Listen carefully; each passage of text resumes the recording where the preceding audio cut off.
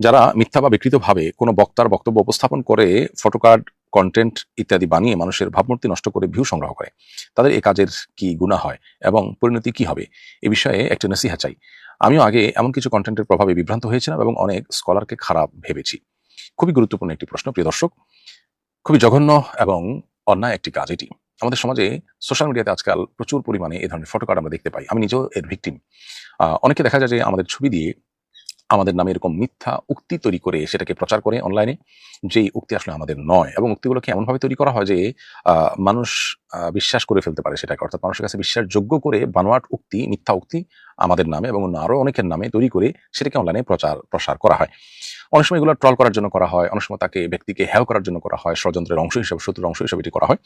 যদি কোনো মুসলমান পরিচয়ধারী কেউ এটি করে থাকেন, তার জেনে রাখা উচিত এখানে বেশ কয়েকটি কবিরা গুনার সমাবেশ রয়েছে। একত্রে অনেকগুলো কবিরা গুনাহ হয়ে থাকে এই একটি কাজের মাধ্যমে। প্রথমত, মিথ্যা অপবাদ হয়।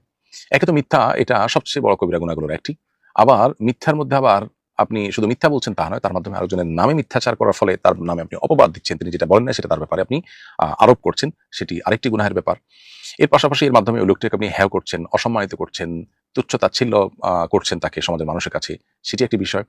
আবার ওই লোকটা সম্পর্কে সাধারণ মানুষের মনে বাজে চিন্তা প্রবেশ করাচ্ছেন।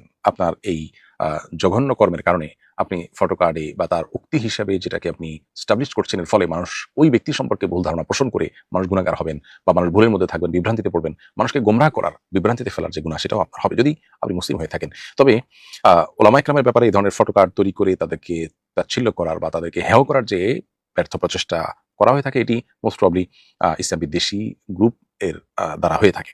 যাদের মধ্যে আল্লাহর ভয় নেই, আখিরাতের ভয় নেই, তারা যদি এই কাজটি করেন, তো আমরা বলতে চাই তাদের বিবেক অন্তত তাদেরকে বাধা দেওয়ার কথা। আপনার সাথে কারো শত্রুতা থাকলে আপনি যা খুশি তা করতে পারেন না। আপনি একটি অন্যায় কাজ অন্তত করতে পারেন না, লোকটির প্রতি অবিচার আপনি অন্তত করতে পারেন না। আমরা অবশ্য মুসলমান, আমাদেরকে কোরআন শিক্ষা দিয়েছে। আল্লাহ বলেছেন, ওয়ালা ইয়াজরিমান্নাকুম শানাআনু কওমিন আলা আল্লা তা'দিলু ই'দিলু হুয়া আকরাবু লিত্তাকওয়া। কোন সম্প্রদায়ের প্রতি তোমাদের কোনো কারণে শত্রুতা থাকতে পারে, এর মানে এই নয় যে তোমাদের এই শত্রুতার কারণে তার প্রতি কোনো অবিচার করা তোমার জন্য হালাল হয়ে যাবে। বরং বেইনসাফি করা তোমার জন্য কোনো অবস্থাতে জায়েজ নয়। সবসময় ইনসাফ বজায় আমাদেরকে রাখতে হয়। কোরআন কিন্তু সেই নির্দেশ আমাদেরকে দিয়েছে। অতএব আমরা যদি মুসলিম পরিচয় দিয়ে থাকি, তাহলে সেক্ষেত্রে যত বড় শত্রুই হোক না কেন, তার নামে মিথ্যা উক্তি বানিয়ে সেটা দিয়ে ফটোকার্ড তৈরি করে অনলাইনে মানুষকে বিভ্রান্ত করা, এটা নাজায়েজ এবং গুনাহের কথা।